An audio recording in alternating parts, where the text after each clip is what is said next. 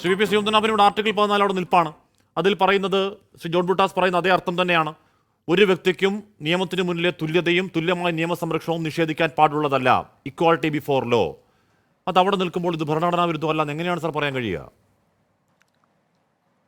Ashmi 5 minute നേരം ജോൺ ബ്രിട്ടാസ് പ്രസംഗിച്ചതാണ്. അദ്ദേഹം പറഞ്ഞ ഭൂരിപക്ഷം കാര്യങ്ങൾക്കും മറുപടി അർഹിക്കാത്തതാണ്. അതുകൊണ്ട് ഞാൻ മറുപടി പറയുന്നില്ല.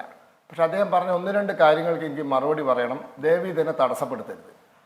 ജോൺ ബ്രിട്ടാസ് വലിയ BJPൻ്റെ എന്താ പറയുക മാനുഷിക മൂല്യങ്ങൾക്കെതിരെയുള്ള കടന്നുകയറ്റവും BJP എതിരാളികളെ നശിപ്പിക്കുന്ന രീതിയൊക്കെ പറഞ്ഞു.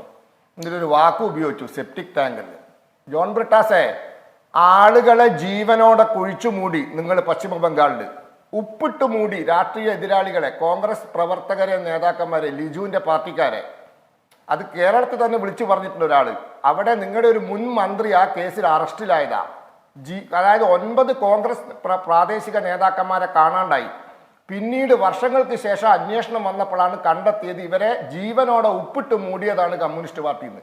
അതൊക്കെ ചെയ്തിട്ടാ പശ്ചിമ ബംഗാളിൽ നിങ്ങളുടെ പാർട്ടി സെപ്റ്റിക് ടാങ്കിലായത് കേട്ടോ. ഇപ്പൊ നിങ്ങളുടെ പാർട്ടി സെപ്റ്റിക് ടാങ്കിലാ പശ്ചിമ ബംഗാളിൽ.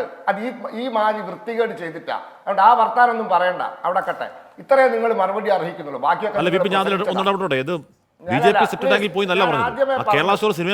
ആദ്യമേ പറഞ്ഞു ആഷ്മി, ഞാൻ ആദ്യമേ പറഞ്ഞു എന്നെ തടസ്സപ്പെടുത്തരുത്. പിന്നെ ആഷ്മി ഒരു കാര്യം പറഞ്ഞു. കഴിഞ്ഞ സമരകാലത്ത് ഒരു മുദ്രാവാക്യം വിളിച്ചു, വേറെ ബാപ്പ് നഹി. വേറെ ഒന്നും കൂടി വിളിച്ചിട്ടുണ്ട് ആഷ്മി. 21 മാപ്പിളക്കത്തി അറബിക്കടലിൽ എറിഞ്ഞിട്ടില്ല എന്ന്. കേരളത്തിലെ ഏറനാട്ട ഹിന്ദുക്കളെ കൂട്ടക്കൊല ചെയ്യാൻ ഉപയോഗിച്ച കത്തി ഞങ്ങൾ അറബിക്കടലിൽ എറിഞ്ഞിട്ടില്ല എന്നും കൂടി മാർക്സിസ്റ്റുകാർ നടത്തിയ ജാഥയിൽ CPM നടത്തിയ മുഖ്യമന്ത്രി വന്ന് പ്രസംഗിച്ച കോഴിക്കോട് കടപ്പുറത്ത് നടത്തിയ യോഗത്തിന് വിളിച്ചിട്ടുണ്ട് ആ പരിപാടി പങ്കെടുക്കാൻ വന്നവര്. അതിന്റെ വീഡിയോ എൻ്റെ കയ്യിൽ ഇപ്പോഴും ഉണ്ട്. ഏത് ഹിന്ദുക്കളെ കൂട്ടക്കൊല ചെയ്ത ഏറനാട്ടിൽ 921 പാവപ്പെട്ട നിസ്സഹായരായ നിരായുധരായ തുവൂർ കിണറ്റിൽ കൊണ്ടുപോയി തള്ളിയ ചങ്കുവെട്ടി കൊണ്ടുപോയി ചങ്കുവെട്ടിയ ഹിന്ദുക്കളെ കൂട്ടക്കൊല ചെയ്ത മാപ്പിളക്കത്തി 21 മാപ്പിളക്കത്തി അറബിക്കടലിൽ എറിഞ്ഞിട്ടില്ല എന്നും കൂടി വിളിച്ചിട്ടുണ്ട്. അതും കൂടി ആഷ്മി ഒന്ന് മനസ്സിലാക്കിയാൽ നന്ന്. അപ്പൊ അതുകൊണ്ട് നിങ്ങൾ CIA നിയമം തെറ്റാന്ന് പറയുന്നു. ആയിക്കോട്ടെ, അപ്പോ ആയിക്കോട്ടെ. എന്തേ സുപ്രീം കോടതിയിൽ ഇത് ഫലവത്തായില്ല? 4.25 കൊല്ലായില്ലേ കേസ് കൂടി കിടക്കുന്നത്? 4.25 കൊല്ലായില്ലേ കേസ് കൂടി കിടക്കുന്നത്?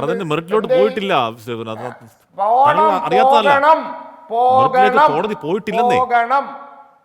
കോടതി പോകാത്തതിന്റെ കാരണം എന്താണ്? അതിന്റെ മെറിറ്റിലേക്ക് കോടതി പോകാത്തതിന്റെ കാരണം എന്താണ്? അതിന് ചട്ടങ്ങൾ വന്നിട്ടില്ല. ഒരു നിയമം പ്രാബല്യത്തിൽ വരുന്ന ചട്ടങ്ങളോടെയാണ്. അത് ഇപ്പോഴാണ് വന്നത്. ഇനി കോടതിയിലേക്ക് പോകുമ്പോഴാണ് ആവശ്യത്തിന് പ്രസക്തി. അതുകൊണ്ടാണ് താങ്കൾ അറിയാത്ത പോലെ പറയുന്നതല്ലെന്ന് എനിക്കറിയാം. എങ്കിൽ കൂടി പറഞ്ഞോളൂ. SLPs filed against CIA law should be immediately taken up for hearing. There is urgency. കൊടുക്ക് പെറ്റീഷൻ, മറ്റന്നാൾ എടുക്കുക ഹിയറിങ്ങിന്. ഞങ്ങൾ റെഡിന്ന്. നിങ്ങൾ ഇവിടെ TV ചാനലിൽ വന്നിട്ട് പറഞ്ഞിട്ട് കാര്യമില്ല. ഹാഷ്മിക്ക് സ്റ്റേ ചെയ്യാൻ അധികാരമില്ല. സ്റ്റേ ചെയ്യാൻ അധികാരമുള്ള ഡൽഹിയിലെ സുപ്രീം കോടതി DY ചന്ദ്രചൂഡിനും സഹോദര ജഡ്ജിമാർക്കാ. ചെല്ല്, ഈ വർത്താനൊക്കെ അവിടെ പറ സ്റ്റേ ചെയ്യ്, കാണട്ടെ. നിങ്ങൾ 370-ാം വകുപ്പ് റെഡിയാക്കുന്നല്ലേ പറഞ്ഞത്? ഞങ്ങൾ 370-ാം വകുപ്പ് റദ്ദാക്കിയപ്പോ ഇപ്പൊ ശരിയാക്കി തരാന്നല്ലേ പറഞ്ഞു. എന്തായി 370-ാം വകുപ്പ് പോയില്ലേ? ഇലക്ട്രൽ ബോണ്ട് പുള്ളി മുളക്കിയോ? Electoral bond കുപ്പത്തൊട്ടിയിലേക്ക് എറിഞ്ഞില്ലേ? മറ്റന്നാൾ ഹിയറിംഗിന് വരട്ടെ. ഇലക്ട്രൽ ബോണ്ട് വർഷങ്ങൾക്ക് പിന്നാലെ അത് ഭരണഘടനാ വിരുദ്ധമാണ്, അവിശുദ്ധ പണമാണ്, അധമ പണമാണ് എന്ന് പറഞ്ഞുകൊണ്ട് കുപ്പത്തൊട്ടിലേക്ക് എറിഞ്ഞതോ? അതൊന്നും ഞങ്ങൾക്ക് ബാധകമല്ല. കാരണം ഞങ്ങൾ മാത്രമല്ല പൈസ വാങ്ങിച്ചത്. 1000 കോടി ഉറുപ്പ്യ ലിജുവിന്റെ പാർട്ടി വാങ്ങിച്ചിട്ടുണ്ട്. 700 കോടി ഉറുപ്പ്യ തൃണമൂൽ കോൺഗ്രസ് വാങ്ങിച്ചിട്ടുണ്ട്. അത് രഹസ്യമായി മുഖം മൂടിക്കൊണ്ട് കൊടുക്കാം എന്ന നിയമം കൊണ്ടുവന്ന ആരാണ് ശ്രീധരനാഭൻ? നിങ്ങൾക്ക് ബാധകമല്ലേ? ഒരു മിനിറ്റ്.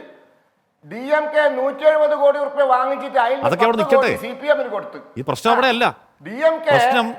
പ്രശ്നം ചൈനയിലുള്ള ഒരു കമ്പനിയുടെ സബ്സിഡറി ഇന്ത്യയിലുണ്ടെങ്കിൽ ശത്രുരാജ്യത്തിന്റെ പണം രാഷ്ട്രീയ പാർട്ടികളുടെ കൈകളിലേക്ക് എത്തുന്ന ഗുരുതര നിയമം ഉണ്ടാക്കിയത് ആരാണ്? നിങ്ങളാണ്. ആയിക്കോട്ടെ, BJP മാത്രമൊന്നല്ല. വരട്ടെ, കണക്ക് വരട്ടെ. പക്ഷെ ആ നിയമം ഉണ്ടാക്കിയത് ആരാണ്? ആ ഭരണഘടനാ വിരുദ്ധ നിയമം ഉണ്ടാക്കിയത് ആരാണ്? പൗരനെ വഞ്ചിച്ചത് ആരാണ്? സർ, പൗരനൊന്നും അറിയരുത്. പൗരന്റെ കണ്ണു മൂടണം. ഒരു ഭരണഘടനാ വിരുദ്ധ നിയമം ഉണ്ടാക്കിയെടുത്ത ആരാണ്? BJP മാത്രമൊന്നും അല്ലാന്ന് സാർ, ഈ ഭരണഘടനാ വിരുദ്ധ നിയമം ഉണ്ടാക്കിയെടുത്ത ആരാണ്? BJP വാങ്ങിച്ചപ്പോ 1000 കോടി റുപ്യ കോൺഗ്രസ് വാങ്ങിച്ച്, 700 കോടി റുപ്യ തൃണമൂൽ കോൺഗ്രസ് വാങ്ങിച്ച്, 500 കോടി BRS വാങ്ങിച്ച്, 170 കോടി റുപ്യ വാങ്ങിയ DMK 10 കോടി പേർക്കും കൊടുത്ത്, CPM കൊടുത്ത്. അത് വാങ്ങിയില്ല നിങ്ങള്? എന്തേ കണക്കൊന്ന് പുറത്തുവിടാൻ SBI യോടൊന്ന് പറ. കൊടുത്തെന്ന് വരട്ടെ. ലോകത്തെ ഏറ്റവും വലിയ ബാങ്കുകളിൽ ഒന്നായ 2 ലക്ഷത്തിലധികം ജീവനക്കാരുള്ള ആ ബാങ്കിനോട് നിങ്ങളൊന്ന് പറ. VP ശ്രീധരനാഭൻ പേരിനെങ്കിലും ഒന്ന് പറ. പേടിക്കാതെ മുട്ട് പറക്കാതെ ഇങ്ങനെ നാണം കെടാതെ കണക്കുകൾ എടുത്ത് പുറത്തു വിടറോ എന്നൊന്ന് പറ. എന്താ പറയാത്തെ?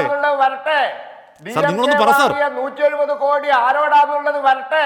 സാർ പറയൂ സാർ, നിങ്ങൾ SBI യോട് പറ. ഉടായ്പ പറയാതെ കണക്കെടുത്ത് പുറത്തിട് എന്ന് SBI യോട് നിങ്ങളൊന്ന് പറ. ഉടായ്പ കാണിക്കാതെ കോടതിയിൽ പോയി തലചൊറിഞ്ഞു നിൽക്കാതെ ആ കണക്ക് ധൈര്യത്തോടെ എടുത്ത് പുറത്തിട് എന്ന് നിങ്ങൾ SBI യോടൊന്ന് പറ. ഞങ്ങൾക്ക് എന്ത് പേടി? നിങ്ങളൊന്ന് പറ SBI യോട്. എന്താ പറയാത്തെ?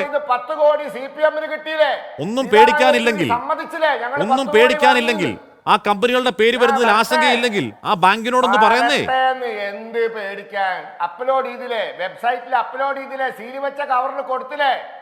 സീൽ വെച്ച കവറാണ്. സീൽ വെച്ച കവറാണ്. ആ സീൽ വെച്ച കവറിന്ന് പൊട്ടിക്കാൻ കേന്ദ്രം പറഞ്ഞാൽ മതി. സീൽ വെച്ച കവറെ ഒന്ന് പൊട്ടിക്കാൻ കേന്ദ്രം പറഞ്ഞാൽ മതി. ആരോടാ വാങ്ങിയത്? DMK 170 കോടി, ഇതിന് 10 കോടി CPM കൊടുത്തില്ലേ? വരട്ടെ. ശരി, ലിജു. ശരി, വരട്ടെ.